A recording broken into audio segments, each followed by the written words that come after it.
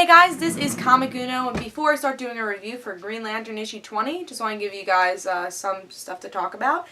First thing I want to talk about is a channel and a new series called Pet Collective, and it's recreating Star Wars with cats. So if you like cats and you like Star Wars, this is a great combination of everything. So here's a clip and a little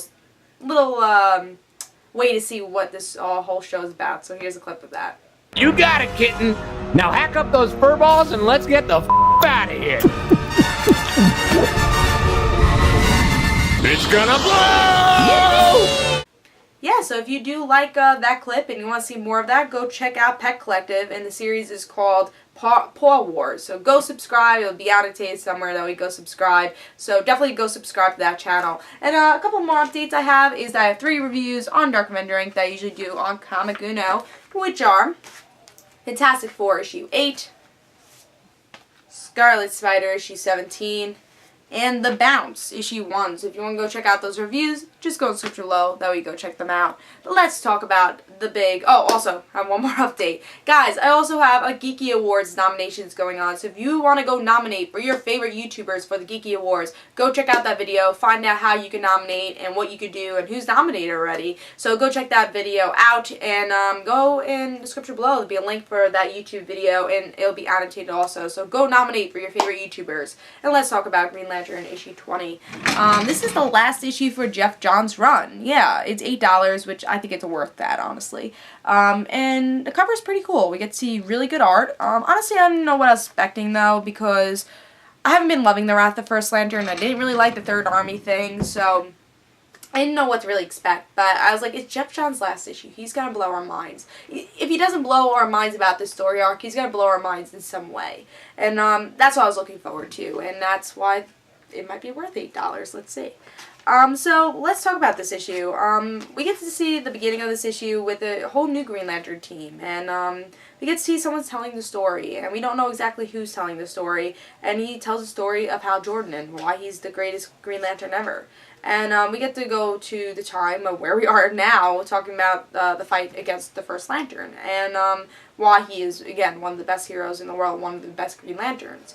And we get to see Hal does become a Black Lantern. And also, guys, before I go on with this review, just want to say there will be spoilers. So if you haven't checked out the review yet, I will be spoiling the issue because I want to go in depth with this. Yeah, but if you want to hear my maybe just my opinions about this, go to my Pick of the Week video, which is on DarkAvengerINC. So you could description below, there'll be a link for DarkAvengerINC. But yeah, that just kind of spoiled that this is my Pick of the Week. But we'll talk about why this is my Pick of the Week.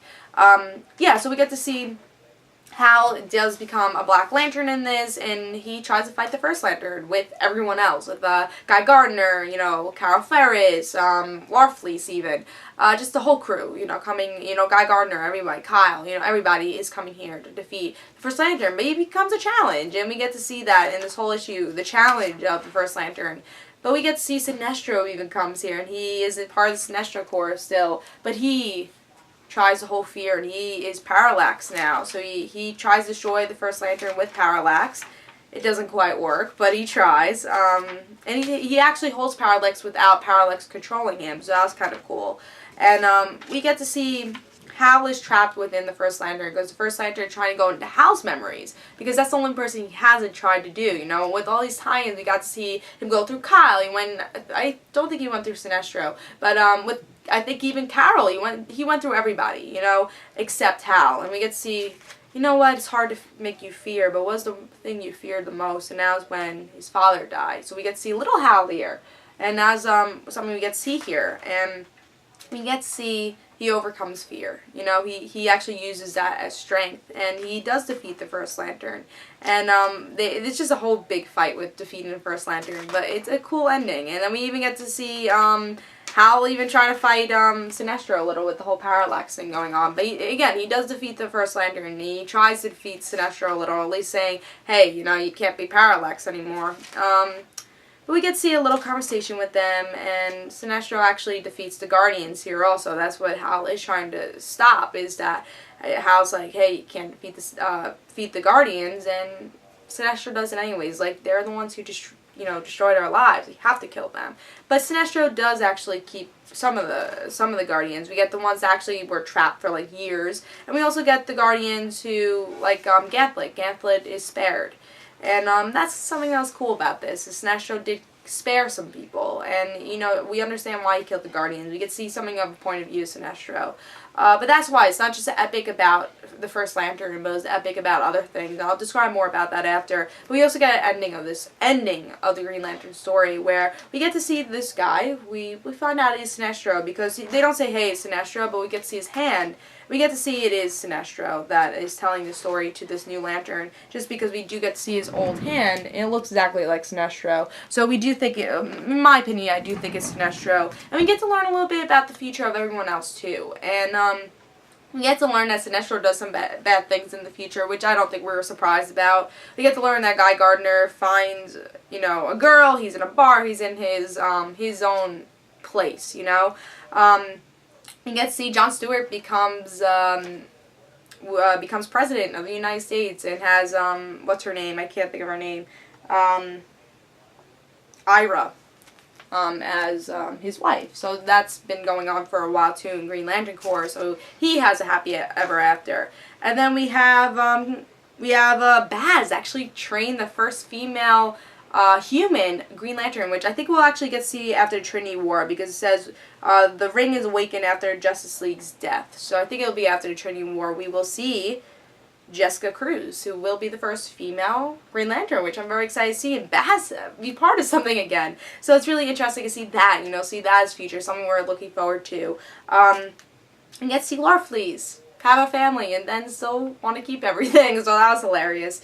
And we just get to see even the Indigo Tribe, which made me kind of, not tear up, but it was just kind of cool to see, is that she didn't need the Indigo Tribe anymore. She could just be as kind as ever, because the Indigo Tribe are these bad people. We learned the Indigo Tribe origin with actually New 52, and we learned that they were horrible people, and that's why they had to have compassion, and the ring was for them to be under control. They were the worst people, and obviously, Iroque was one of the worst people also, but she didn't need the ring anymore. She's like, I could be compassionate anyways. So I think that was something for an ending that was kind of cool to see. And then, of course, the most important ending.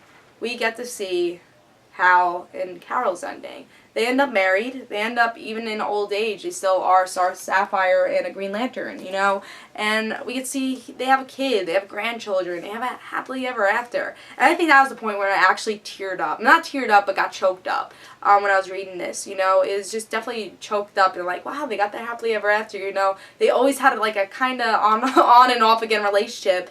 But honestly, they have probably the most stable relationship now in the New 52.